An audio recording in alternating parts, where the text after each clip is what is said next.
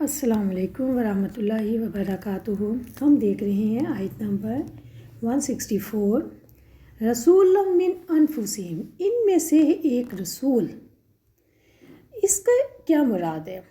یاد رکھیں، ان میں سے ایک رسول، اس سے مراد یہ ہے کہ جو شخص بھی اصلاح کا کام کرنے کے لیے اٹھے، جن لوگوں کے درمیان وہ کام کرے، ان کو اپنا نظر آئے، کوئی کسی قسم کی زبان میں، انداز کلام میں یا رہن سہن میں کوئی اجنبیت نہ ہو۔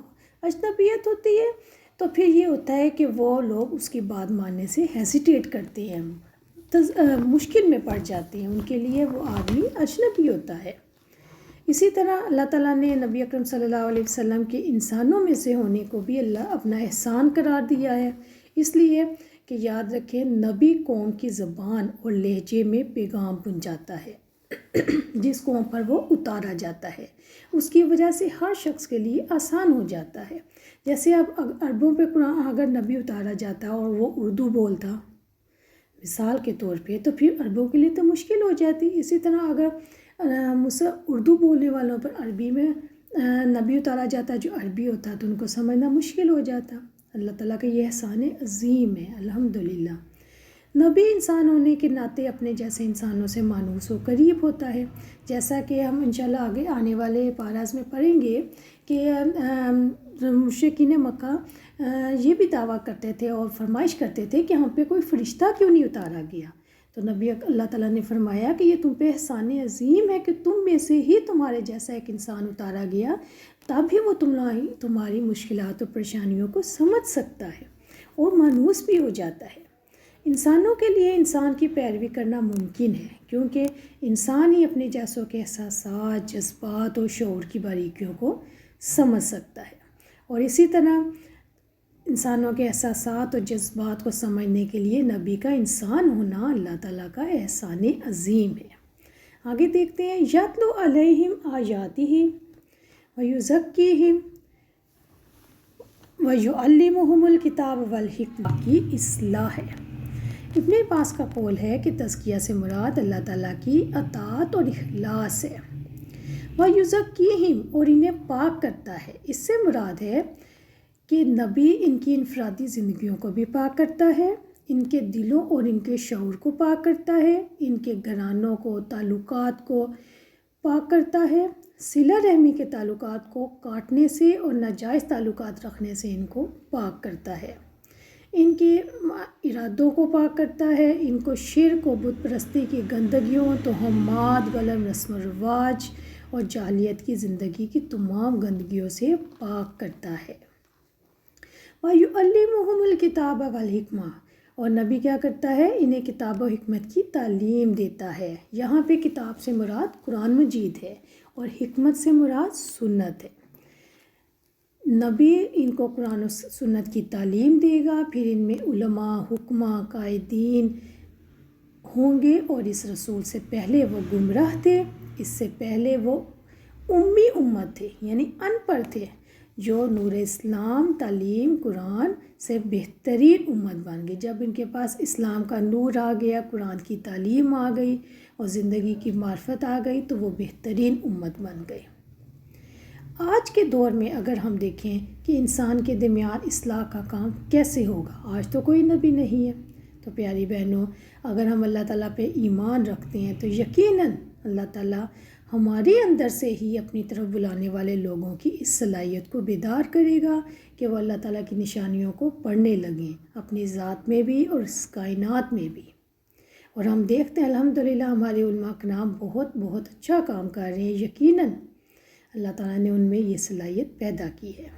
اور انسانوں کے درمیان آج اصلاح کا یہ کام ہو سکتا ہے کہ غور و فکر کرنا سکھانے کے لیے قرآن حکیم کی آیات پڑھ کے سنائی جائیں، قرآن حکیم کے دلائل سمجھے جائیں تاکہ وہ ذہن کا حصہ بن جائیں، زندگی کو شریعت کے احکامات کے مطابق گزارنا سکھانے کے لیے اللہ تعالیٰ کی کتاب کی باقاعدہ تعلیم دی جائے، انفرادی ملاقاتوں کے ذریعے انسان کو برائی سے پاک کرنے کی کوشش کی جائے، اور اس کے لیے یہ ہے کہ اکٹھے بیٹھ کر تفصیل کے ساتھ گفتگو کی جائے۔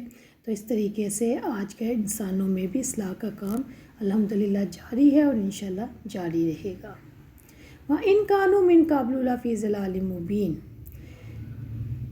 یقیناً اس سے پہلے وہ کھلی گمراہی میں تھے۔ کھلی گمراہی سے مراد بت پرستی یعنی شرک، حرام اور گندی چیزوں کا کھانا، ایک دوسرے پر ظلم کرنا۔ آیت نمبر 165 اولما اصابتکم مصیبتن قد اصبتم مثلیہا، اور کیا جب تمہیں ایسی مصیبت پہنچی جس سے دو گنی تم پہنچا چکے ہو تو تم نے کہا یہ کہاں سے آ گئی ہے۔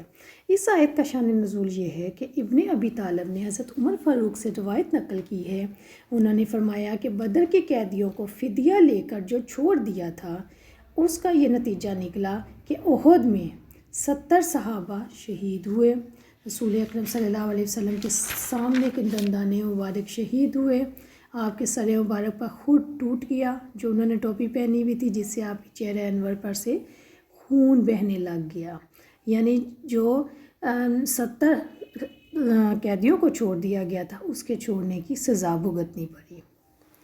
اس موقع پہ اللہ تعالیٰ نے یہ آیت نازل فرمائی، اور کیا جب تمہیں ایک ایسی مصیبت آ پہنچی جس سے دو گنی تم پہنچا چکے تھے، یعنی وہ یہ سمجھ رہے تھے کہ اللہ کے رسول ہمارے ساتھ ہیں اور اللہ تعالیٰ کی تائید بھی ہمیں حاصل ہے تو ہمیں تو شکست ہو ہی نہیں سکتی۔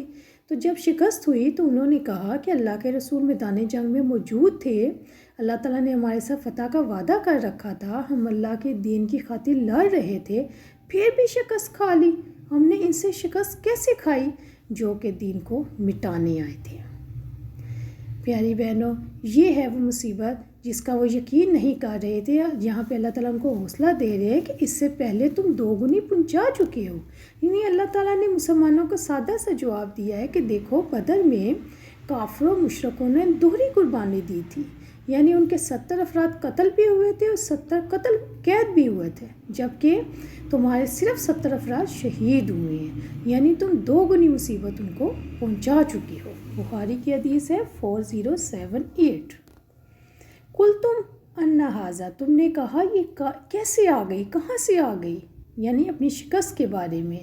تو اللہ تعالیٰ ساتھ اس کا جواب دے رہی ہے، کل ہوا من عند انفسکم، آپ کہہ دیں وہ تمہارے اپنے پاس سے ہی ہے، یعنی یہ شکست تمہاری کمزوریوں اور غلطیوں کا نتیجہ تھا۔ تم نے آپس میں باہمی اختلاف کیا، رسول اکرم صلی اللہ علیہ وسلم کی نافرمانی کی، مال کی محبت میں مبتلا ہو کے صبر کا دامن ہاتھ سے چھوڑ دیا، تم نے خدا خلوفی کے خلاف کام کیے، تو پھر کیسے یہ پوچھ سکتے ہو کہ یہ مصیبت کیسے آئی؟ ابتدا میں تو تم مشرکوں کے لشکر پر غالب آ رہے تھے اور جیت رہے تھے، لیکن جس وقت تم نے حضور اکرم صلی اللہ علیہ وسلم کے حکم کی نافرمانی کی تو تم شکست سے دوچار ہو گئے۔ ان اللہ علی کل شیء قدیر، بلا شبہ اللہ تعالیٰ ہر چیز پر پوری طرح قدرت رکھنے والا ہے۔ اللہ تعالیٰ فتح دینے کی بھی قدرت رکھتا ہے اور شکست دلوانے کی بھی قدرت رکھتا ہے، وہ جو چاہتا ہے فیصلہ کرتا ہے، اس کے فیصلوں کا کوئی پیچھا کرنے والا نہیں۔